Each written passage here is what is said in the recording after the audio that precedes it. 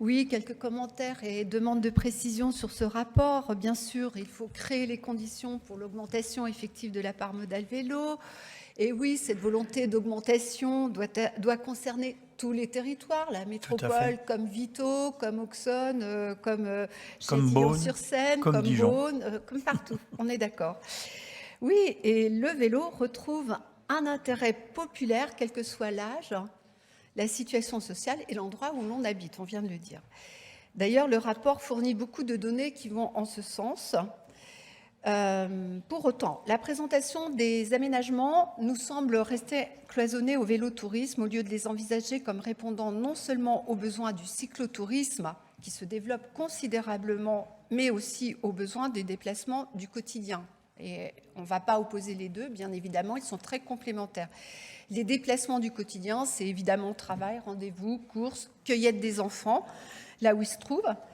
Et, Monsieur le Président, vous venez de le souligner, il y a de quoi aller chercher le foncier, il existe, pas n'importe où, pas n'importe comment, on est d'accord, mais notamment avec les anciennes lignes ferroviaires qui restent en l'état, et peut-être qu'il y a quelque chose à voir de ce côté-là. Pour redire que nous nous félicitons bien évidemment du développement du tourisme à vélo, il correspond à des approches renouvelées pour un tourisme moins générateur de gaz à effet de serre et nettement moins énergivore. Il nous permet aussi une reconnexion avec l'environnement, les paysages et les acteurs locaux. Il contribue de façon significative au développement de filières économiques, restauration, hébergement, ateliers vélo. La liste n'est pas exhaustive. Et bien sûr que les aménagements qui lui sont dédiés peuvent intéresser donc fortement les cyclistes du quotidien. En ce sens, ils doivent leur faciliter les trajets domicile-activité en tout genre. Il serait donc nécessaire que dans leur conception et réalisation, ces aménagements cyclables intègrent une approche globale des multi-usages du vélo, de même que les services inhérents comme les abris sécurisés.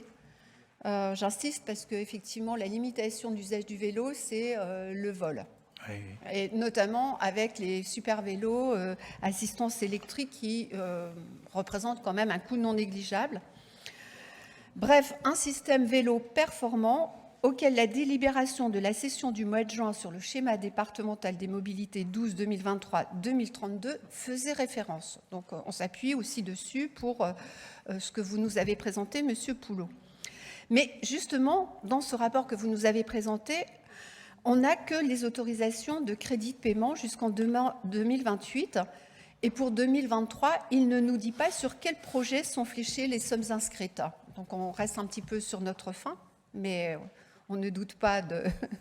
Enfin, le suspense est terrible et passionnant. Oui.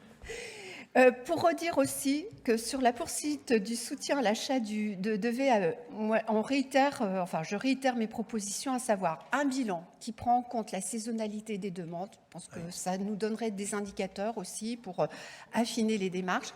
Une enquête concernant les usages. On a parlé de cyclotourisme, trajet du quotidien, etc. Il y a aussi peut-être des vélos qui restent sur les balcons et c'est pas ce qu'on veut, c'est pas ce qu'on souhaite. Le ratio soutien à l'achat au VAE du conseil départemental versus achat total des VAE dans le département. Ça aussi, c'est un indicateur sur le plan économique qui peut être intéressant par rapport à la filière et sa consolidation.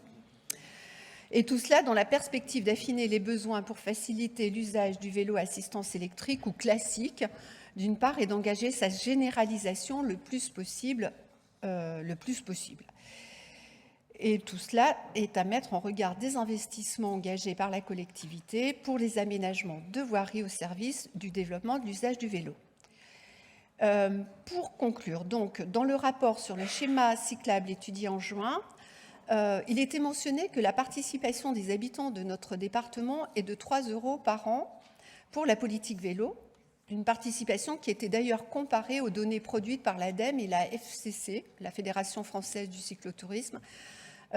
Pour ces deux organismes, c'était de 7,50 € par an et par habitant nécessaires, selon ces instances, mais elles ne sont pas les seules à se positionner sur ce chiffrage, et tout cela pour atteindre les 9% de part modale vélo d'ici 2024. Moi, je serais assez intéressée par savoir qu'est-ce qui est réellement compris dans ces 3 € par an par habitant de Côte d'Or, au vu de l'ensemble des actions qui sont développées, les aménagements, les véloroutes, le soutien à l'acquisition des VAE, etc. Tout cela, ce serait pour nous permettre de compléter l'approche budgétaire telle que vous nous la présentez sur la politique vélo globale du département. Je vous remercie.